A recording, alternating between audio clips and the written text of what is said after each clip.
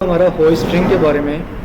अब जिस तरह शैकल और आई बोल्ट्स वगैरह और हुक्स वगैरह हम यूज़ कर रहे थे अटैचमेंट के लिए और क्रेन के जो ऑपरेशन हैं उनको इजी करने के लिए, तो इसी तरह जो होई स्ट्रिंग है इसको भी यूज़ किया जाता है ब्रेकिंग की ऑपरेशंस के दौरान, ताकि वहाँ पे जो आपकी अटैचमेंट्स हैं उनको इजी किया जा सके और जो स्ट्रेस है स्लिंग के ऊपर जो स्ट्रेस पड़ रहा है उसको भी रिड्यूस किया जा सके। अब इसके अंदर ये चार्ट है, जो चार्ट आपको बता रहा है कि एक जो होई स्ट्रिंग है उसके अंदर कौन कौन सी चीज़ें हैं जो कि कंसिडर की जाती हैं और उसके बाद उसका जो वेट है उसको आइडेंटिफाई किया जाता है। अब इसके अंदर ये तमाम चीज़ें मिलके तो उसके जो वेट के अंदर कंट्रीब्यूशन करती हैं। इसके अंदर सबसे पहले इसका बोल्ट डायमीटर आ जाता है। अब ये जो बोल्ट है जिसके ऊपर चूड़ियाँ वगैरह निकली हुई हैं, इसका टोटल डायमीटर कितना है वो भी देखा जाएगा। उसके बाद बोल्ट लेंथ, उसकी लंबाई कितनी है। उसके बाद रिंग डायमीटर, अब ये जो रिंग हमारे पास मौजूद है इसका अपना डायमीटर कितना है, और रिंग जो बनी हुई है इसका डायमीटर देखा जाएगा, इसके दरमियान का जो गैप है उसको नहीं देखा जाएगा। उसके बाद टॉर्क और फीट पाउंड्स कि जो इसके ऊपर जो फोर्स अप्लाई की जा रही है जब भी इसको रेंज के साथ टाइट किया जा रहा होता है तो इसको कितनी फोर्स के साथ वहाँ पे टाइट किया जा रहा है, और वर्किंग उसके बाद फिर इसकी वर्किंग लोड लिमिट मालूम होगी। अगर हमारे पास बोल्ट का डायमीटर 5/16 है और उसकी लेंथ 1.50 इंचेस है और उसका जो रिंग का डायमीटर है 0.38 इंचेस है और जो टॉर्क उसके ऊपर अप्लाई हो रहा है वो टोटल 7 फीट्स पर पाउंड है, तो और उसकी जो टोटल वहाँ पे कैपेसिटी होगी वेट लिफ्टिंग की वो कितनी होगी 800 पाउंड होगी। फिर अगर उसकी जो कैपेसिटी अगर वो 1 इंचेस तक उसका क्या चला जाता है बोल्ट का डायमीटर, और उसकी जो बोल्ट की लेंथ है 4 इंचेस तक हो जाती है, और जो आपका रिंग डायमीटर है वो भी 1 इंचेस है, और उसके बाद इसके ऊपर जो टॉर्क अप्लाई किया जा रहा है जो रेंज के थ्रू और किसी चीज़ के थ्रू आप फोर्स अप्लाई कर रहे हैं वो 230 है, तो इसकी टोटल कैपेसिटी 10,000 पाउंड होगी। अब जो साइज़ है साइज़ के अकॉर्डिंग इसकी जो कैपेसिटी है वो इंक्रीज़ होती जाती है, और जैसे ही इसका 2 इंचेस पे पहुंच जाएगा इसकी कैपेसिटी 30,000 पाउंड पे पहुंच जाएगी। तो कुछ इंस्ट्रक्शंस हैं जो कि आपने फॉलो करनी होती हैं जब भी होई स्ट्रिंग को आपने यूज़ करना होता है। तो इसके अंदर सबसे पहले आपने क्या करना होता है कि इसके ऊपर भी स्टैंप वगैरह मौजूद होनी चाहिए और मैन्युफैक्चरर की जो वहाँ पे आइडेंटिफिकेशंस हैं वो इसके अंदर वहाँ पे कंसिडर की जाएंगी। Retention net when used must have fully thread engagement. अब ये जो नेट आपका यूज़ किया जा रहा है या इसके आगे बोल्ट होता है ना कि जो आपका जिसके ऊपर चूड़ियाँ निकली हुई हैं, नेट जो बोल्ट के ऊपर लगाया जाता है। अब जब अगर इसके ऊपर कोई रिटेंशन नेट का मतलब जो कि इसको स्लिप होने से या वहाँ से निकलने से बचा रहा है, जब वो उसे यूज़ किया जा रहा है तो कोशिश करनी है कि वो अगर उसकी जितनी चूड़ियाँ वो उस पूरे को क्या करेगा इंगेज करेगा। अब मोस्टली इसकी जो चूड़ियाँ होती हैं 1 इंच के ऊपर 8 चूड़ियाँ इसकी निकली होती हैं। 1 इंच अगर इसकी लेंथ है उसके ऊपर 8 इसके क्या होते हैं थ्रेड्स होते हैं। Spacer must not be used between the bushing flanges and the mounting surface.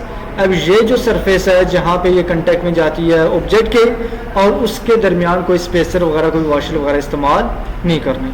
उसके बाद कंटेक्ट मस्ट बी फ्लैश, जब जिस आपने होल के अंदर इसको वहाँ पे इंसर्ट करना है उसको पहले आपने क्या कर देना फ्लैश कर देना, मीन साफ़ सुथरा करना है। उसके अंदर कोई वहाँ पे कचरा वगैरह नहीं होना चाहिए या उसके डायमीटर के अंदर कोई चीज़ उसको अफेक्ट करने वाली ना हो। उसके बाद drilled and tap hole must be 90 degrees. जब भी आपने उसका होल बनाना होता है उसकी जब ड्रिलिंग करेंगे वो बिल्कुल 90 डिग्रीज के ऊपर करेंगे, उसके अंदर कोई आपका एंगल वगैरह नहीं होना चाहिए।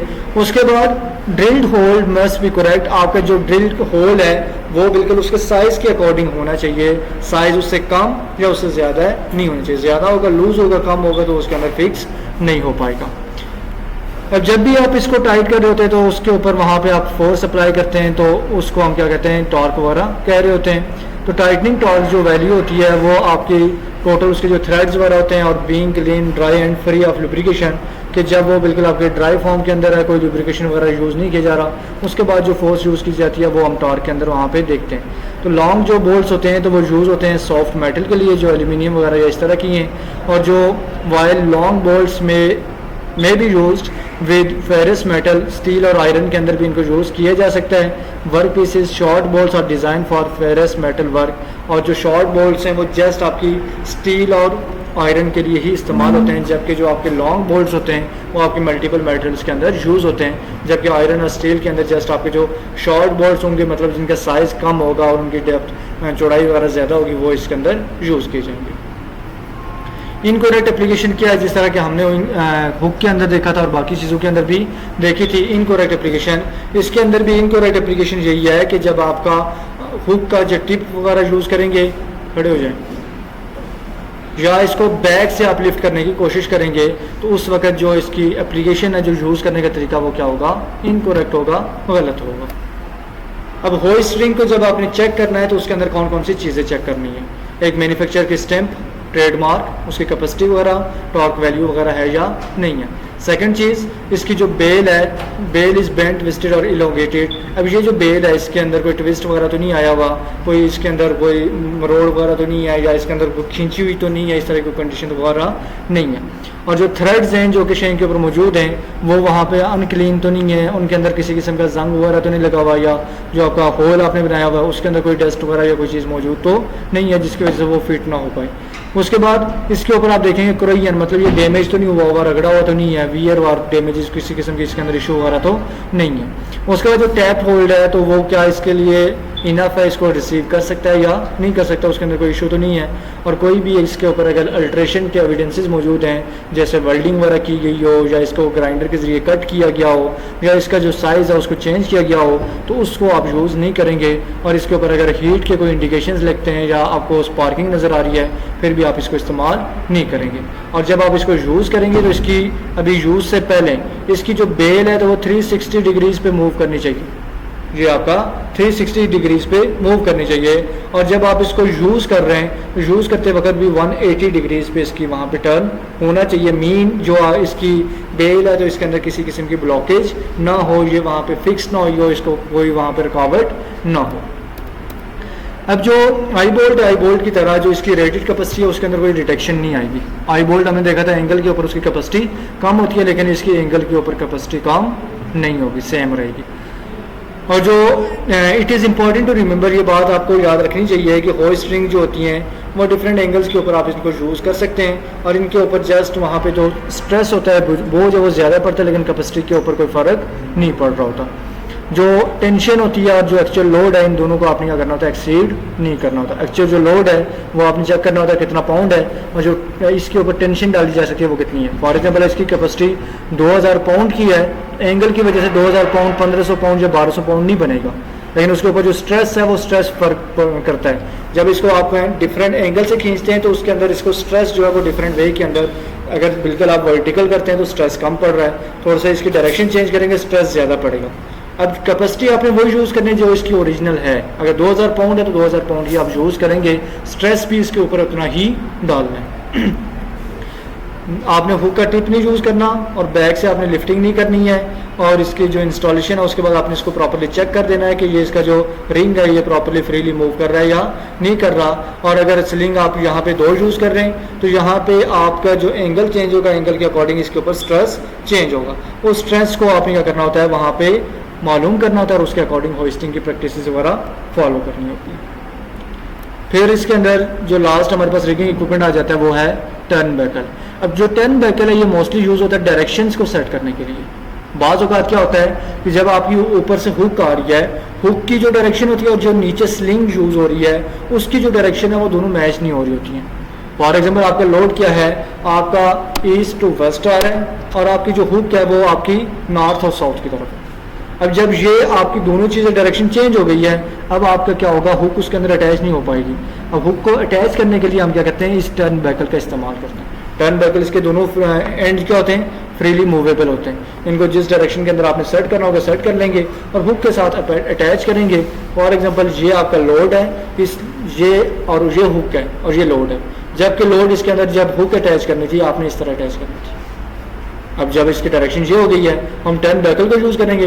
टर्न बैकल का एक हिस्सा इसको एंगेज करेगा और ऊपर से हुक इसको एंगेज करेगी और वेट इजीली लिफ्ट हो जाएगा। वहाँ पे आपको इशू वगैरह कोई इतना नहीं आएगा।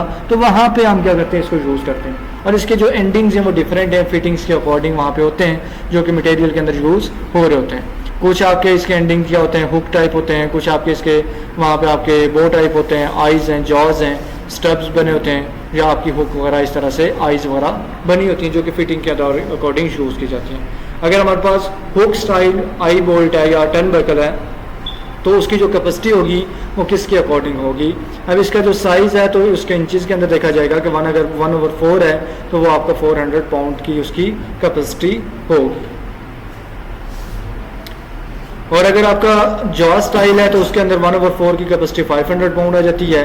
और इसके अंदर आपने कोशिश करनी है कि जब आप इसके एंड्स को आप डायरेक्शन देते हैं, डायरेक्शन देने के बाद इनको फिक्स भी तो करना है ना, फिक्स करते वक्त आप इसके अंदर यहाँ पे नेट का इस्तेमाल नहीं करेंगे। नेट इसको क्या कर देगा, बिल्कुल जाम कर देगा। तो यहाँ पे आप पिन का इस्तेमाल कीजिए। वायर होती है, वायर का आप यूज़ करते हैं, उसके अकॉर्डिंग इसकी जो डायरेक्शन वगैरह होती है उसको वहाँ पे आप क्या करेंगे, फिक्स करेंगे।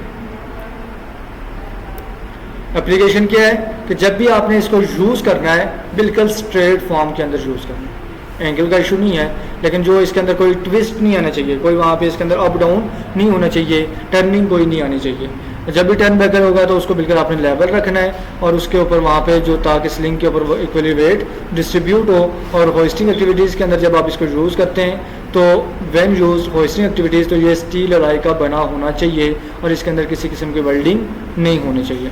और टर्न बैकर को जब भी आपने यूज़ करना है तो स्ट्रेट फॉर्म के अंदर यूज़ करना है।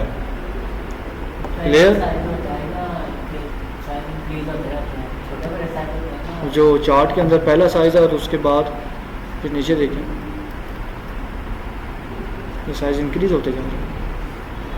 1.4 1/4 मतलब 0.25 इंचज़ और ये 1 इंच तक पहुँच गया। फिर ये 2 इंचज़ है, फिर ये 2.5 है, ये फिर 3.5 इंचज़ है। उसके अकॉर्डिंग ये यूज़ हो रहा होता है।